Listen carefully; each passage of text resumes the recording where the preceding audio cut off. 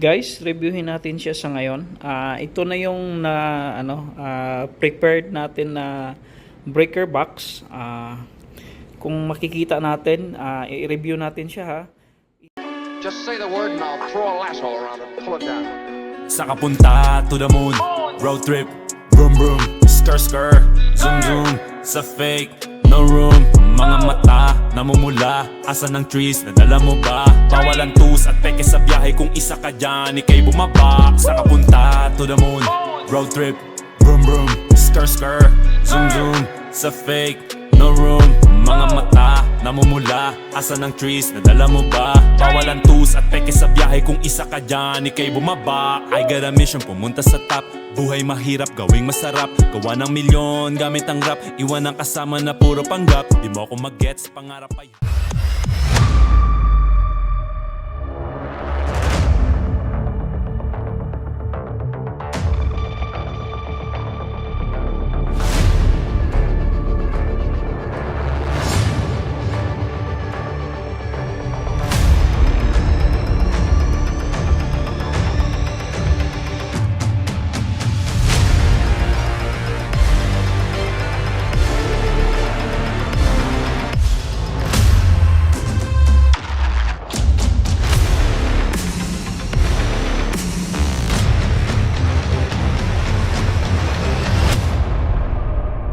Guys, good morning.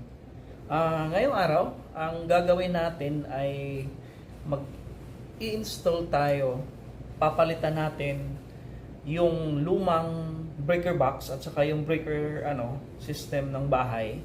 At papalitan natin siya ng 63 ampere na miniature circuit breaker na meron siyang 8-in-1 capability. Ibig sabihin, kaya niyang mag-measure, may meter na siya ng kilowatt, wattage at saka voltage.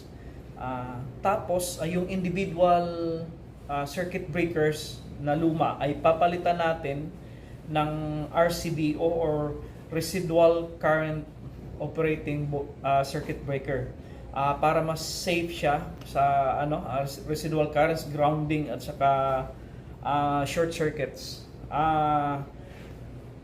Meron lang akong disclaimer, hindi po ako licensed na electrician, bali DIY lang po ito at gagawin ko po ito sa sarili kong bahay. So para dun sa mga walang experience pa, might as well mag-hire kayo ng professional talaga na electrician. Okay guys, let's do it.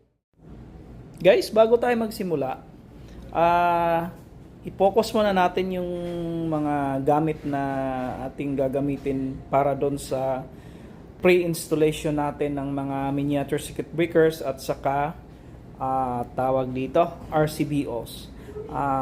Meron po tayong power tool para doon sa meron tayong drill, meron tayong pliers, yung the usual electrical instruments, at saka yung cable na gagamitin natin is para doon sa yung sa main natin sa 63 amperes ay gumamit tayo ng 6 AWG or 13.3 mm squared. Ito po 'yon. Yung color coding natin ng cable is blue at saka red. Okay, para naman doon sa 32 amps na circuit breakers ipapalit natin, ang ginamit natin ay 8 AWG or 8 mm squared. Ito po yun. The same blue at saka red. At saka para dun sa 25 amperes na sa outlets, ang gagamitin natin ay yung 6 mm na 6 AWG pala na 5.5 mm squared. Ito po siya. Bali, pati yung sa lighting natin na 16 amperes ay gagamitan na rin natin itong 5.5 mm squared para mas safe tayo po. Okay? Ito po yung sinasabi ko kanina na miniature circuit breaker na 8-in-1. Meron siyang capability na i-protect yung over at saka under voltage, overcurrent protection, at saka capable siyang basahin yung yung amperage at saka yung wattage at saka yung kilowatt hour, yung consumption mismo. So pwede natin siyang i-compare doon sa reading ng ating meter mismo. Meron din siyang thermocouple para ma-monitor yung temperature sa loob ng breaker box. Ito po yung breaker box na gagamitin natin. Baliktad pala. Ito po. Dito natin siya i-install mamaya. Okay po. Ito po yung main breaker na gagamitin natin. Isa siyang MCB type or miniature circuit breaker. Tapos para dun sa aircon, may dalawang aircon kasi tayo sa bahay. 32 amperes po yung RCBO na gagamitin natin. Ito para sa aircon 1, aircon 2, at saka meron kasi akong plano maglagay pa ng isang aircon doon sa room. So nakaabang na tong para sa aircon 3. Tapos kasi medyo marami tayong nakasaksak. Meron tayong refrigerator, meron tayong meron tayong washing machine. So dalawang slot, dalawang breakers ng para doon sa outlet natin ang nakaabang na. Tag 25 amperes po siya. Itong dalawa para to sa outlet. At saka lastly, itong 16 amperes na para sa lighting. Mayroon na rin po tayong nabili na bus bar para hindi tayo mahirapan hindi na tayo mag jumper. Lumang tugtugin na yung jumper. Okay, simulan na po natin siyang i-assemble. Okay guys, simulan natin siyang ilagay.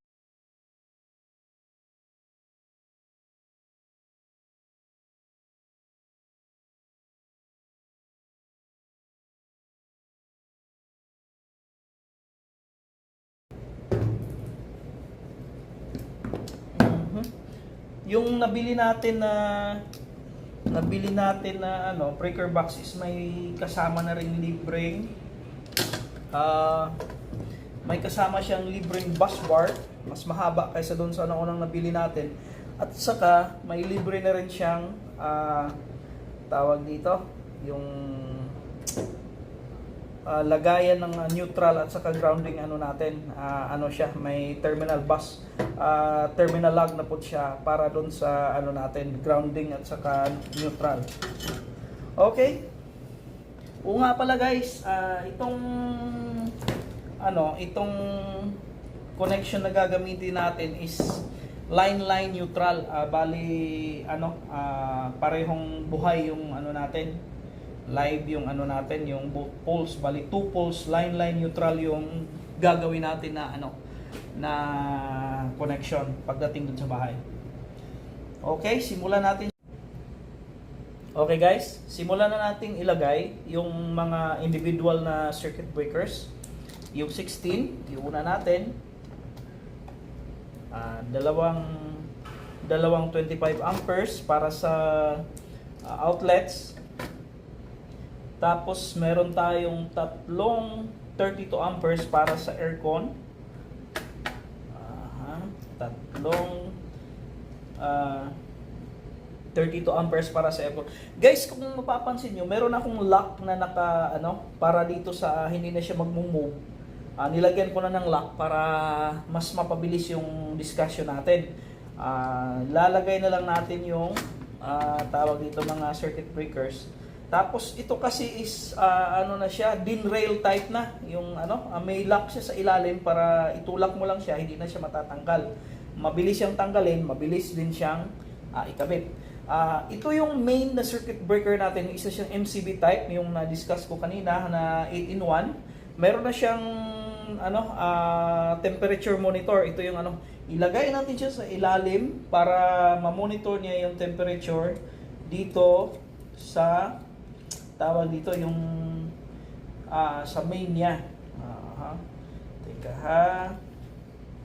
Gawa natin ng paraan para ang monitor niya is yung temperature mismo ng main circuit breaker. Ayan, nasa ilalim siya ng main circuit breaker.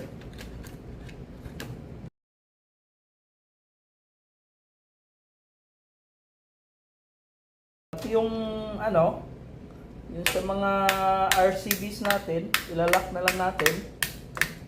Okay, so makikita natin yung ano, nakalock na po siya. Okay. Ngayon guys, ang gagawin naman natin is ikakabit natin tong dalawang conduit pipe connector.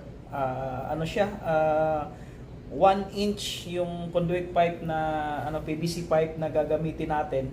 1 inch inside diameter.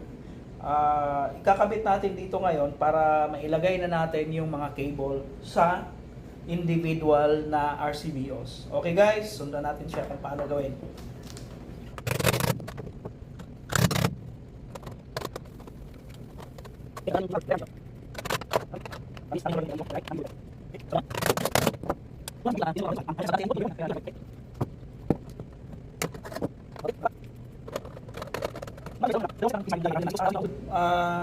Gagawa na lang natin siya ng paraan na medyo artistic yung pagkalagay, kasi para hindi naman pumangit yung bahay, lalong pumangit. Ito is may ano na, pag natapos pa kita ko to, may ano na siya, may plano na ako para dito para maganda tingnan. Okay, sige, tuloy natin. Sa ngayon, ang next natin gagawin is nasukat ko naman na kagabi yung layo ng paglagyan itong breaker box. Nasa 1.5 more or less, 1.5 meters more or less para doon sa existing na lumang ano natin, breaker box.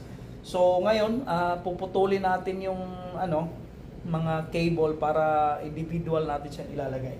Okay? Guys, hindi ko na napakita yung pag-install nitong ano para sa main breaker na ano na cable kasi sobrang tigas kanina. Nahirapan ako, hindi na muna ako nag-video. Gumawa rin ako ng dalawang jumper para tawag dito, para dito sa main breaker papunta dito sa first na ano na RCBO. Kung napapansin niyo guys, consider natin na yung line 1 is itong left side, blue color yung nilagay natin, tapos yung line 2 is yung dito sa right side, red color yung nilagay natin. Same as dun sa ano mga succeeding na mga ano natin, red blue, line 1, line 2, ganun yung gagawin natin. So itong blue na jumper, ilalagay ko dito. Ilalagay ko siya dito ngayon. Tapos yan, nakaano siya dito sa line 1, dito sa right side ng ano, yung pinaka-unang RCBO, yung para sa air conditioning 1. Tapos itong ano, ito palang bus bar na ano binili natin para dito sa 6 na RCBO ay isabay na rin natin ikabit. Kung napapansin nyo guys, ano siya, iba yung ano niya, hugis niya. Dito is parang naka-bend siya pa doon. So mas maganda ang position niya kung nakaano siya, nakatalikod para flat yung ano niya, yung tawag dito, yung pagkalagay niya dito sa likod at hindi sasabit yung mga cable. Teka muna guys, i-adjust muna natin yung tamang layo ng mga ipin niya para pumasok doon sa butas. Yan. Ang purpose pala nitong ano guys, ang purpose nitong ano ng tawag dito, itong bus bar is para hindi ka na mag-individual maglagay ng mga jumper from one circuit breaker to another. Lumang style lang kasi ang magja-jumper ka ng ganon-ganon, ang dumitingnan. Kung mapapansin nyo po, ang linis niya pag naka-bus bar lang. O ganyan, no? Nandito siya, ito yung pinaka-source. Ngayon, ang mangyayari, i-distribute na niya yung ano, line 1, line 2 na kuryente hanggang sa pinaka-last na circuit breaker.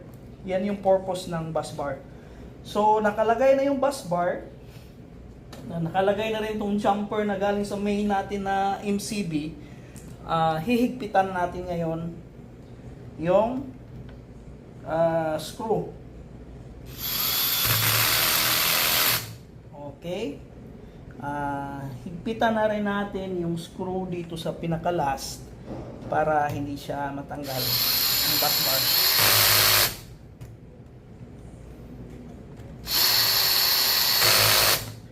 Isa pala guys, pag naglalagay kayo ng ganitong bus bar, wag na wag niyong kalimutan na higpitan lahat. Mamaya hihigpitan natin siya lahat. Ikabit muna natin yung isa pang jumper, yung red line 2. Paano ba to? Paano ang paggawa nito? Yan. Okay. Dito siya natin ikabit sa ilalim ng tawag. Kung may napapansin nyo guys, ito yung in. May nakalagay na in dito sa main MCB natin. Ibig sabihin yung supply ng kuryente is dito papasok, tapos yung out dito rin papasok para ma-measure niya ng maayos doon sa functions niya. Okay?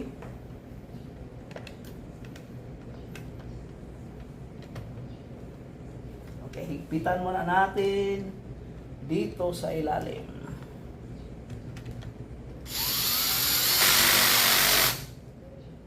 Okay, higpit na siya guys.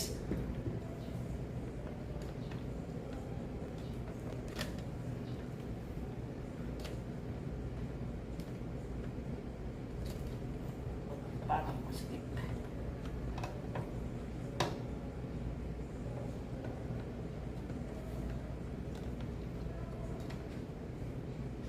Teka guys, i-adjust muna natin. Guys, nailagay ko rin kaso medyo kinapos, medyo na mahirap nang gumawa, baka okay na yan. Tapos dito kailangan mong isa-isahin talagang i-check na yung ipin ng bus bar mo is pumasok doon sa lock ng ng breaker. Otherwise hindi mo siya, pag hinigpitan mo nasa labas siya, walang loose connection siya. So dapat i-check mo siya isa-isa na pumasok talaga siya doon sa yung sa metal na lock na sa ilalim. So ngayon hihigpitan natin siya isa-isa para siguradong walang loose connection.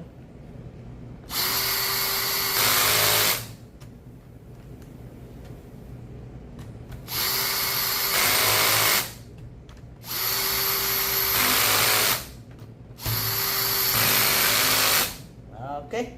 So ayan. Napakahigpit na po ng ng pagkalagay ng bus bar at saka ng jumper. So ngayon, kung makikita niyo po, nakaabang na yung para sa service drop cable. Tapos nakakonect siya sa line 1, which is the left side ng main breaker. Ito pala guys, uulitin ko, ito yung miniature circuit breaker or in short MCB na siya 8-in-1. Meron siyang Wi-Fi capability. Mamomonitor mo yung kilowatt hour, yung voltage mo sa bahay at saka yung wattage mo sa bahay kahit nasa malayo ka. Pwede mo rin siyang i-shutdown yung bahay mo pag kung sakaling nasa malayo ka tapos nagdududa ka na meron kang appliances na nakabukas na dapat nakapatay. So pwede mo siyang i-access through Wi-Fi, naka-connect, and then pwede mong patayin remotely. Bali kahit pa nasa probinsya ka, pwede mong ma-monitor kung kumusta yung wattage mo, okay ba yung voltahe sa bahay mo. So ito yung kagandahan nitong 8-in-1 na MCB. So ito yung ginamit ko na main circuit breaker. Meron din siyang overvoltage and under voltage and overcurrent protection. So maganda siyang, para sa akin kahit hindi ako electrician, maganda siyang gamitin na pang main circuit breaker. 63 amps po ito, kaya yung cable sobrang tigas kasi yung equivalent niya is dapat nasa mga 6 AWG or 13.3 mm squared na cable yung ginamit ko. Yun na ang kakapal, ang hirap i-bend. Alam mo namang kutis labanos tayo, kaya hindi tayo ganun ka So ngayon, ituloy natin yung ating ginagawa. Guys, ngayon naputol ko na sa 1.5 meter yung mga cable natin. So, papasok natin siya ngayon dito. Blue at saka red na cable natin.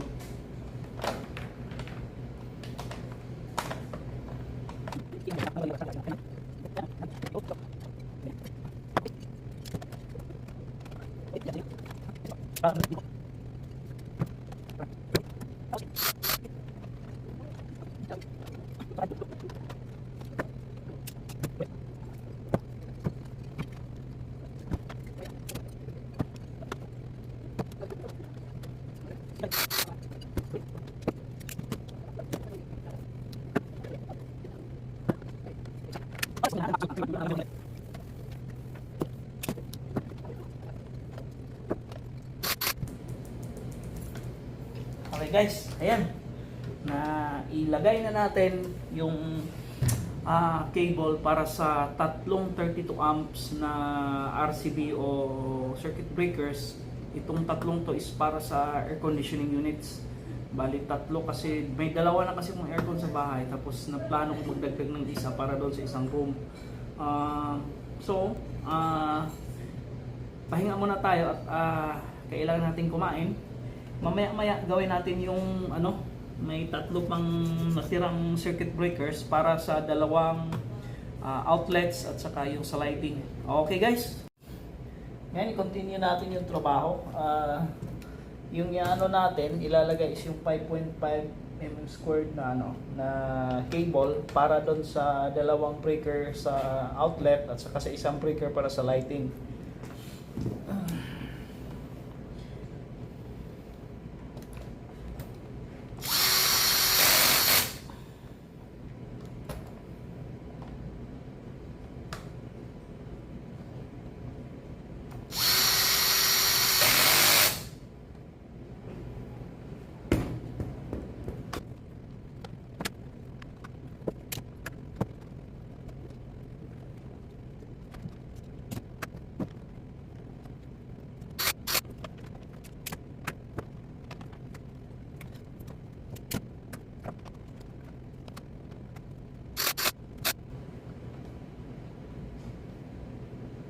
Okay. Na testing na rin natin kung mahigpit ba talaga yung pagkalagay ng niya, screw. So na siya. Good to go na. Ngayon, ang next step is kailangan natin lagyan ng tag yung grouping ng mga cable para hindi magkapalit-palit. I-trace back natin siya kung saan siya nanggagaling na breaker. Okay? Okay guys, ngayon is tutuloy natin ang paglagay ng cable dito sa mga natin, sa mga RCBO. Ngayon is ikabit natin yung yung grounding wire. Itong kulay green.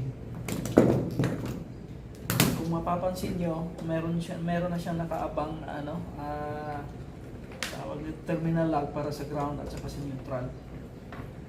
So doon natin siya ilalagay.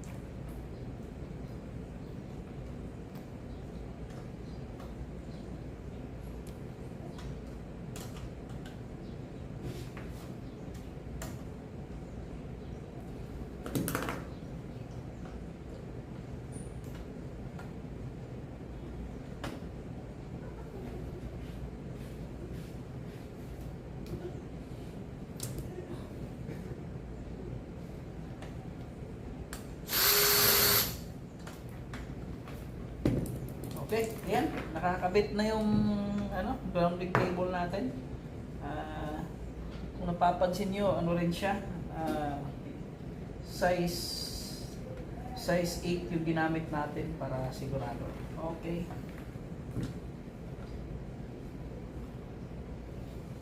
Ngayon, lagyan natin siya ng mga cable tie para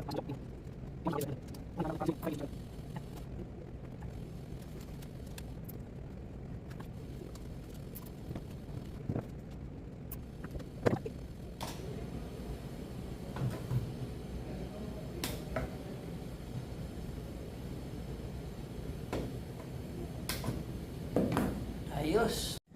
Ngayon naman, iti-trace natin yung individual cable kung saang saang breaker siya tapos lalagyan natin siya ng marker para pagdating doon sa pag-install natin doon sa bahay, dire-diretso na natin siyang tawag dito, itatap or i-connect doon sa mga nakaabang na linya. So now, ang gagamitin natin is isang multi-tester. Check natin kung nagpa-function siya. Ayan, naka-set into auto. Tapos titingnan natin yung connectivity ng bawat wire from the terminal ng RCD or ng itong natin, circuit breaker. Sige, sisimulan natin. Hahanapin natin ngayon ang blue wire para sa circuit breaker ng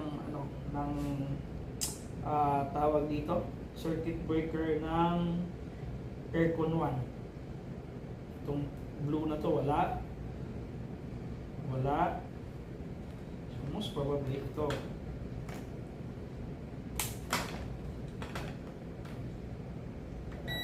Ayun, tumunog siya.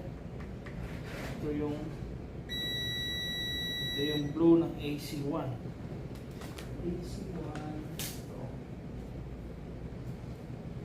Ngayon naman, hahanapin natin yung isang linya, yung red wire, yung pula na cable para doon sa line 2 ng AC1.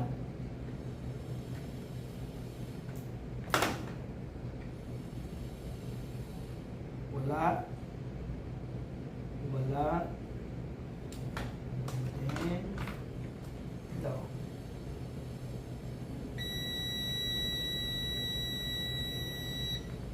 Very good. Change po ang pareho sa mahaba. Ngayon, pagsamahin natin yung blue saka red na cable, ilalagay natin itong label. Siya para sa aircon 1. Okay, lipat tayo ngayon sa susunod na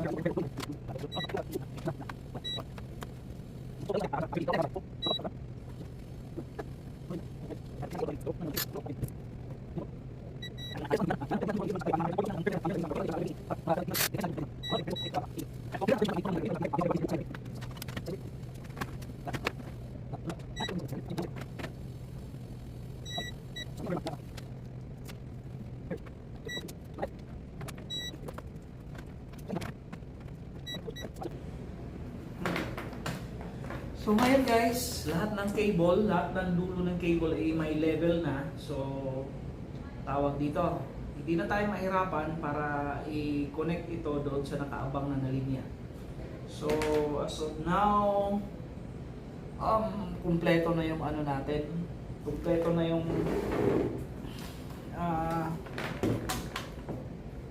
breaker natin. So guys, review tayo. Ito yung natapos natin na breaker box na naka-prepare na isalpak na lang pagdating nun sa bahay. Yung loob niya ay meron tayong 63 amperes na main breaker, which is MCB type o miniature circuit breaker na 8-in-1.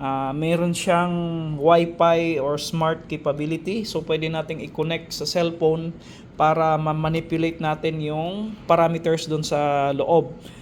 Capable siya na i-set yung over and under voltage at saka over current. May mga over voltage at under current protection siya na ganon. Kaya din niyang basahin ang amperage actual,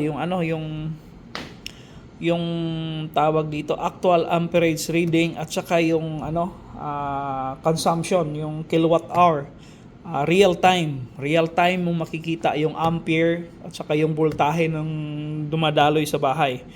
Pero dahil MCB type siya, wala siyang capability na i-detect kung merong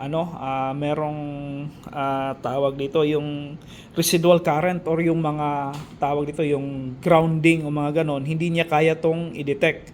So ang ginawa natin, yung mga succeeding na circuit breaker na yung individual circuit breaker ay RCBO type yung ginamit natin, which is stands for residual current operated na circuit breaker. Ang capability nito ay kahit may konting discrepancy doon sa current, kunwari yung line 1 ng isang circuit breaker is na RCBO ay mayroong discrepancy doon sa current na dumadaloy doon sa line 1 saka sa line 2, kung baga hindi siya balance, automatic siyang nagtitrip. Ganun din kung sakaling merong nakuryente or nag-short doon sa sa mga outlet o sa kung may nakasaksak na gamit ng bahay tapos may short circuit, automatic siyang magti-trip. Tested na to, may na ako nito dati pa na siya, napakabilis niyang mag-trip kung sakaling may. So yung chance na makuryente ka kunwari sa water heater sa banyo, sa shower, kunwari may nag-leak na kuryente doon sa loob ng water heater o na exposed yung tubig na dumadaloy doon sa kuryente, automatic na ititrip niya yung kuryente ng yung source. So kung hindi lang siya masira, napaka safe gamitin ng RCBO compared sa MCB o yung mga lalo na doon sa mga lumang circuit breakers, yung mga anong pangalan doon, kasi hindi naman ako electrician na hindi ko alam yung ibang pangalan yung mga lumang circuit breakers na ginagamit natin. Kaya yan yung rason bakit kailangan kong palitan yung sa bahay, gawa ng plano kong maglagay ng water heater.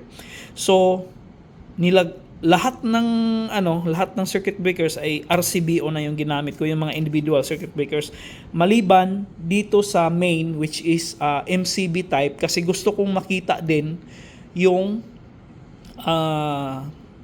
tawag dito, yung power consumption ko na tawag dito yung talagang real time na power consumption. Capable kasi siya magbasa. Wala kasing RCBO na ganun, kaya yung MCB ang nilagay ko. So ito, balikan natin, may tatlo tayong 32 amperes para ito sa sa tatlong slot ng para sa air conditioning unit 1, 2 and 3. Sa bahay kasi may dalawang air conditioner, may plano ako magdagdag ng isa, kaya na itong isa nakaabang na to.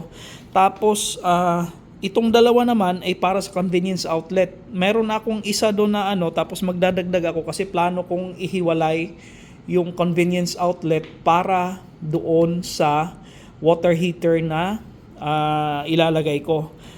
Itong convenience outlet number 2 na circuit breaker, ito ang plano kong i-assign doon sa water heater. And then itong isa is para doon sa lighting. May existing na to na isasalpak na lang. Tapos wag nating kalimutan, lalo na pag may gumagamit tayo ng gamit sa bahay na gumagamit ng kuryente, tapos may chance na ma-expose sa tubig. dapat lagi natin talaga, wag nating kalimutan na maglagay ng grounding cable na talagang totoong nakaano sa lupa, yung may grounding rod ka talaga na ilalagay.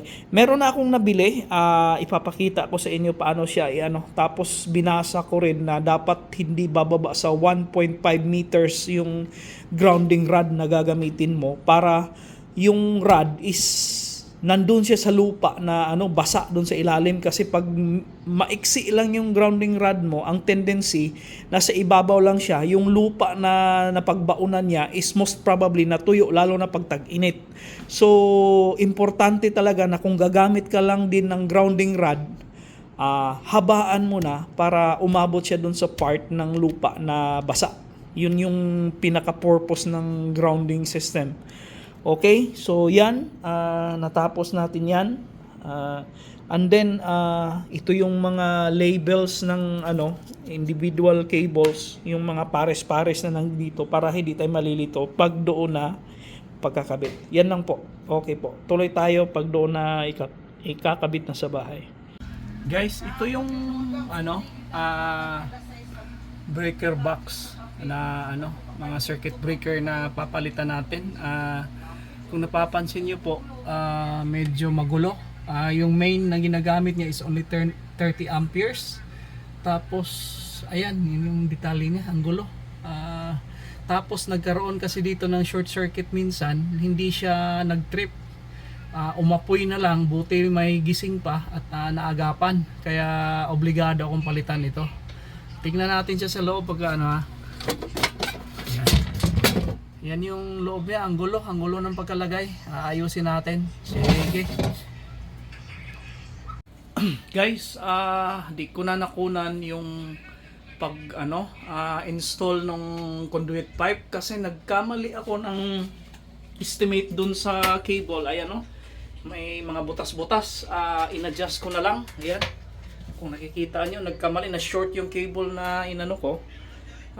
In-adjust ko na lang, inusog ko na lang yung box mismo para magkasya yung cable, kasi ayaw ko nang may dugtong-dugtong, kasi dapat ito ang kasunod nating is tawag dito, itatap na natin siya.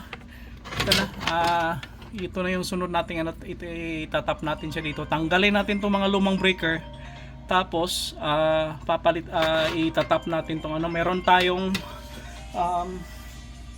tawag dito terminal lug na din rail din yung type, para siya, para malinis yung doon pa rin siya sa loob ng itong lumang breaker box natin ilagay para secured. Sige, mamaya muna tawag dito, gawin muna natin to. Guys, kasi kanina nagkanda leche-leche yung natin wiring. Kaya chinek ko ulit yung continuity, yung yung individual breaker para sigurado tayo. Ayan, tumutunog. So ibig sabihin parehong linya tong inaano ko para sa convenience outlet line 2. Okay, hindi ko na ipapakita sa iyo yung iba, yung lahat kasi alam naman natin paano gawin to. Basta ganito, dapat kailangan natin i-check kasi pag tinap mo ito sa live na na hindi mo na check, malamang sasabog to. Sige, okay, salamat. Guys, na-isolate na natin isa-isa yung mga pair ng cable para sa light, convenience outlet 1, convenience outlet 2, air conditioning unit 1, 2 and 3. And ito yung para sa sa linya natin para sa ground. Itong dalawa na tiniklop ko diyan sa ibabaw, itong malalaki, that is 13.3 mm squared. Para yan sa main natin, sa 63 amperes. Ngayon, ang susunod nating gagawin, hindi ko lang mabidyuhan kasi masikip yung lugar at wala akong taga-video. Babaklasin na natin tong live, i-isolate natin, lagyan natin ng tape. Disclaimer guys itong sa atin is DIY lang, para dun sa mga gagaya, mga DIYers, kailangan po ninyong mag-aral muna ng kasi kung wala kayong experience, diretso kayo sa ganito, baka makuryente kayo. For safety purposes, yung mga gamit ko po ay insulated. Meron din akong insulated gloves. Ito yung pangontra dito sa kuryente. At saka nakachinelas ako ng nakachinelas ako. Guys, ito, burnout tayo. Ginabi na. Late na kasing na-figure out yung aberya kanina. Ngayon nagtatapping tayo gamit ang DIN rail type na anong tawag dito? Terminal block. Yun yung pinalit natin doon sa lumang breaker box. Tinanggal natin yung mga lumang circuit breaker tapos pinalit natin doon para medyo social tingnan. Okay. Sige, ituloy ko muna para magkakuryente na ako. Babu! Guys, natapos na po natin yung ginawa nating pagpalit ng circuit breakers. Ito po yung connection, yung dito natin kinonect yung linya ng bahay papunta doon sa bagong breaker box. Para sa akin 80% yung sobrang pangit nung pagkalagay ng mga cable, nagkabuhol-buhol. Nagkaganito kasi dahil na short ako sa cable. Dapat pala kinonsider na kaso nga lang may kamahalan talaga yung malalaking cable, kaya nagkaganito. Kung napapansin nyo, maraming may mga dugtong. Although ginamitan naman natin to ng rubberized tape para mas safe. Tingin ko okay na siya. Ito, tingnan natin yung yung breaker na nasa kabila lang. Ito is nasa loob ng cabinet kung napapansin niyo po. Tapos nandito na yung bago. Nasa labas na siya at halos eye level lang din. Madali siyang i-manipulate kung sakaling may kailangang i-adjust o patayin. Although meron din siyang Wi-Fi capability. Kaya ko siyang kontrolin sa cellphone. Hindi ko lang maipakita sa inyo kasi ginagamit ko yung cellphone for video. Pero kung ano ang nakalagay dyan na display, yung sa meter niya, yung sa main breaker, is ganyan din po yung makikita doon sa cellphone nun sa app niya. Pwede mo rin siyang patayin remotely kung sakaling kunwari may nakalimutan ka sa bahay na gusto mong i-off lahat, pwede mo siyang patayin. Okay, yun lang po.